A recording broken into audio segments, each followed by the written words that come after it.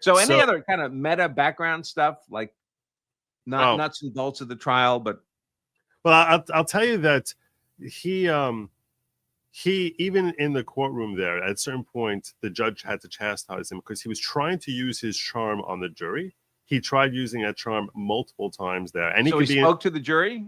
No. But like when there was one of the witnesses being cross-examined and they're falling apart, so he's sitting over here, jury's over here. He's like apparently he was going like this, and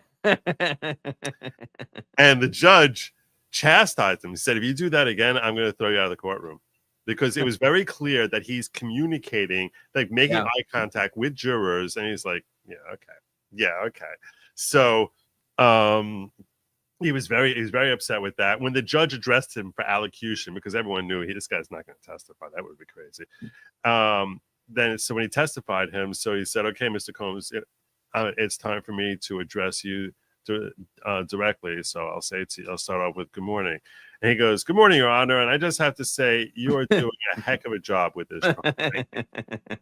And it's like the whole room just like cracked up because, like I said, he's a monster, but he knows you can't ignore the fact that he has charisma. So that was a major factor here in his ability.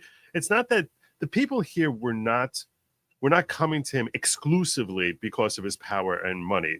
Trust me, that was a massive factor. I mean, a massive factor, and he would use that to get people to walk to him initially. But he would lure these women in where they literally seem like they're under a Svengali effect. To this day, Cassie Ventura seems like someone. She's married, she has 2 kids. And she seems like she's gotten past this. Like she seems like she's gotten a ton of therapy and that she's much better, but she's like, she doesn't really care about him. But when she reflects back on this guy, she basically sounds as if she would be really fine if she ends up throwing him in jail for the rest of his life, or she would be really fine with having dinner with him next week. Yeah. Like she could really go, she really can go either way. And it's similar. I think that Jane is more hung up on him at this point. Like she needs a lot more therapy. Like she seems more emotional and angry and things of that nature, and that she sort of does the classic fall between, I love him, I hate him, which is a sign that you really love him or you're so hung up on him, because the opposite of love is not hate, it's indifference. So, right. But he definitely has an ability. Even his employees, not even the people in love with him, even his employees seem to feel a certain admiration and respect, even as they talk about the abuse that he heaped on them. That's not just someone who's looking to score with a chick. Like they talk about like how they couldn't believe who he was, the type of person that he is, as far as how he handles himself. And they might hate him, but at the same time, they all feel that admiration for him, because there's a reason he became a cultural icon. He's not just a rapper. I mean, he's a cultural icon. He's someone who, like, the president of the United States, any president that we've had, if they had a chance to meet Diddy, they'd consider that a big deal. They would walk away like, I met Diddy. The same way Diddy would walk away from it saying, I met the president. Like, each side would walk away from it. And that's part of when we look at the whole behind the scenes thing and we see, oh, there's Diddy and Barack Obama. Wow, I have a feeling that what he's doing there is something that we all know what he's doing. You all know what he's doing. And I'm like, I got to tell you something. I'm sure Barack Obama was really pumped and would go around telling his friends, I just met Diddy. You know what I'm saying? Like, that's what he would do. And Diddy's going back because they're people at the end of the day. They appreciate the celebrity nature of the person they're meeting there. And Diddy would go back and say, oh my God, I just met Barack Obama. Like that. That's how there's still humans inside, and they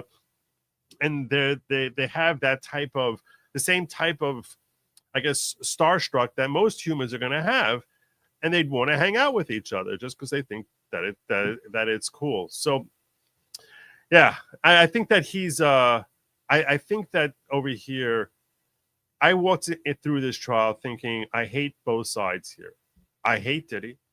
I think he's a terrible person. And I hate the prosecution, because I think Maureen Comey, what they did is a terrible person.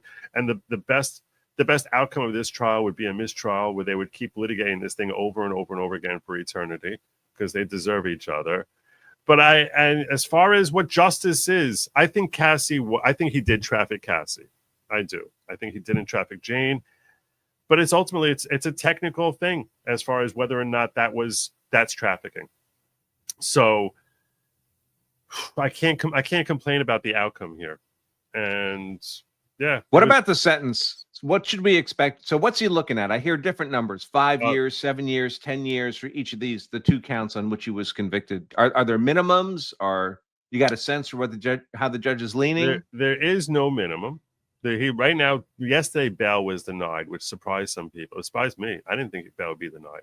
And the judge cited his violent nature, saying the defense themselves admitted that he's violent. I'm not letting him go free I'm not setting bail for him. I thought he would give him $1 million, $5 million, $10 million, because he's not looking really at a very lengthy sentence. This is called the Mann Act, MANN Act, right, which carries a minimum 10-year sentence. The judge can run them concurrently or consecutively. A maximum 10-year? A maximum 10 years, which okay, means that for the 2 violations, in theory, if the judge hates him, can put him in jail for up to 20 years for these 2 violations. No one is expecting that. Under the recommended sentence guidelines, for a first-time offender, he would be looking at somewhere between 22 and 41 months. And that's what people are expecting. I would not be surprised, given the violent nature, if the judge may exceed that. I'm predicting, and as you say many times, predictions are stupid. To me, the money leans on we're probably looking at something like 3 years. Yeah. I don't know. That's what I would think. To me, we're probably looking at 3 years with time served. He's been in prison for the last,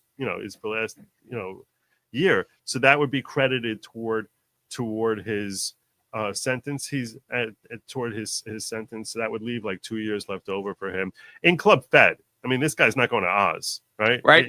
We keep talking about mafia references because of the RICO charge, but in all the mafia movies, of course, when the mafia guys have to do his stint in prison, they're all together with their friends, right? They got a kitchen, they're making pasta. Yeah. But so here's why I think it's possible he will give him 5 years, because he basically said, I'm not having the sentencing next month. Sentencing is not until October 3rd.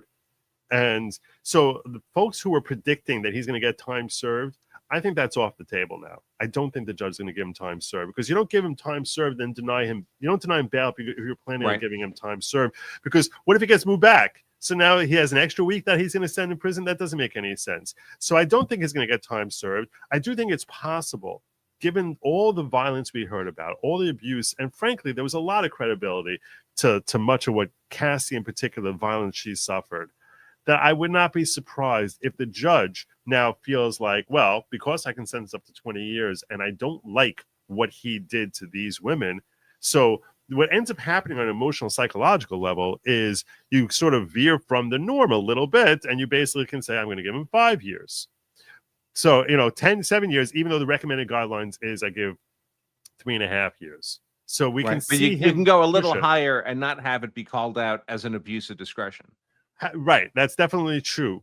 That's one reason to think, that's the reason to think he may do that. On the other hand, I have seen signs from him that while he seemed to be a pretty good judge, pretty fair, making calls that I think were appropriate, I have seen signs of someone who still feels like he's green. He first was appointed by Biden 9 months ago.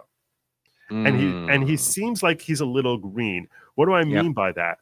I mean that when he's setting closing arguments, he's like, instead of saying, I'll give you 3 hours or I'll give you 4 hours, he says, I'll give you what you want. And they're like, okay, well, we're going all day here. Right.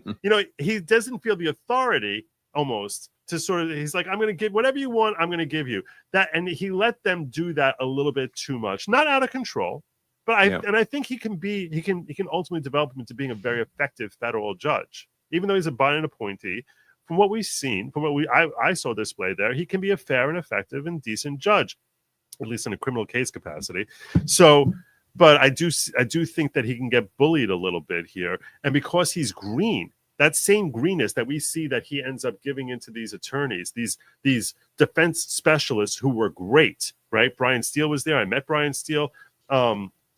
who are great and talented, and the very talented litigation team. And he gives a deference there. If he's showing that greenness, I could see him feeling intimidated from veering too far beyond the recommended guidelines. You know what I'm saying? The same way he's intimidated from the prosecutors or to a small degree, not a big degree, but a small degree, a little bit intimidated from the defense counsel. Similarly, I think he'll be intimidated about veering too much outside of the boundaries of what is recommended. So I would not expect him to go crazy hog wild and say, I'm going to, 10, I'm giving him 10 years. Like, I would not expect him to do that. But I'd be surprised. He could, because there's reasons to hate him, but I would be very surprised if he does that. Thanks for watching this highlight segment of our full-length Law Self-Defense live stream. If you enjoyed this content, make sure to give us a like and subscribe for more expert analysis on politics, law, and how to be hard to convict. And to watch the full-length episode of this show, just click right here. Stay safe.